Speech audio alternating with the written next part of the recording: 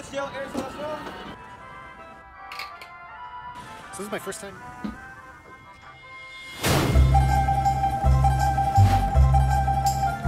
If you guys haven't seen my Instagram stories, first you should go watch them. They're basically these little micro vlogs that I edit entirely on my phone. It's a sequence of clips that tells a more cohesive narrative and plays continuously. We're in Florence, Italy, and everything is insanely beautiful here, so it's a perfect chance to show you guys how you can tell better stories. This video is brought to you by Squarespace. Whether you need a domain, a website, or an online store, make it with Squarespace. Basically, we're just making a movie, so it's simple video editing that you've used in other places, but I have some tricks to make it a little easier. I'm using an iPhone, so these tips will mostly be for iOS, but if you're on Android, I'm sure there's other great apps. What I like to use to record and edit is called Spark Camera. There's a few things called Spark in the App Store, so make sure you're downloading the right one. But when you've got it, the interface is really simple. It kind of reminds me of Snapchat, that you just basically press and hold your thumb on the screen and it'll start recording. Then you point at something else, press and hold, and now you're recording another sequence. And that's basically all there is to it. You're just making a movie here, but there's a few tricks that can make it look a little bit better and to make it fit inside of an Instagram story so you can post it. So let's do a really basic shot here of nothing. I'm just gonna point it, press, hold, starts recording, and stop.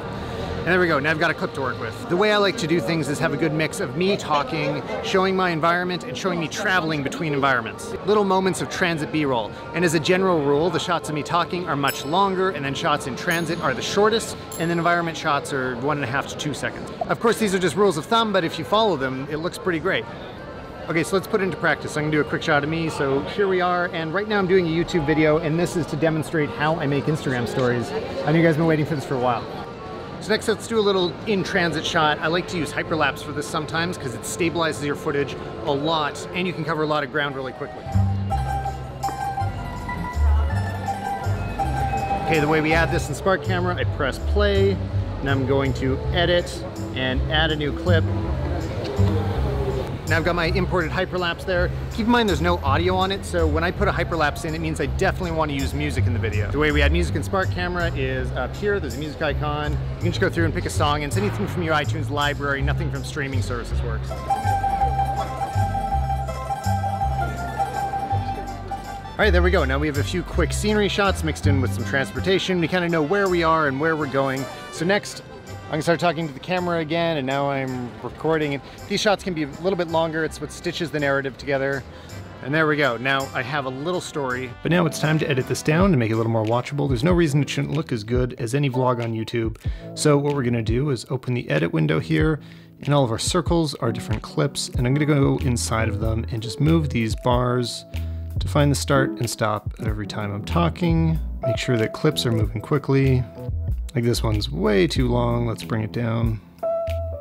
Another scenery shot, so we'll make it, what, I don't know, less than a second.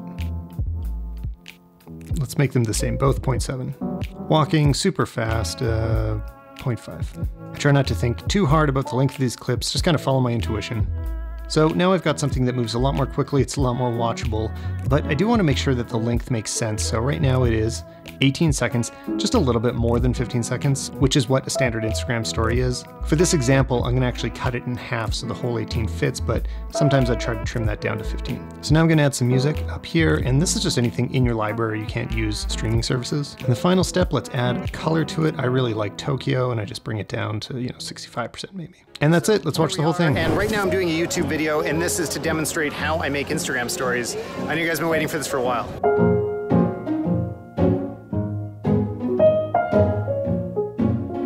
Talking to the camera again, and now I'm recording. And these shots can be a little bit longer. It's what stitches the narrative together. Great, let's hit export. So I mentioned the clip is a little too long. It's 18 seconds. We're gonna use CUTSTORY to trim it into 15-second clips. Select the video. And it has presets here, like 15 seconds for Instagram, but I'm gonna go into custom and just split it in half, make it 9 seconds long. And that's it. Now I just go to Instagram and upload.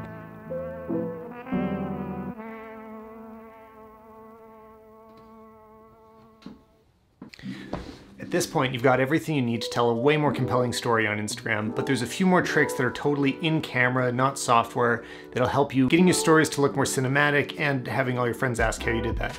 But first, I want to thank Squarespace for sponsoring this video.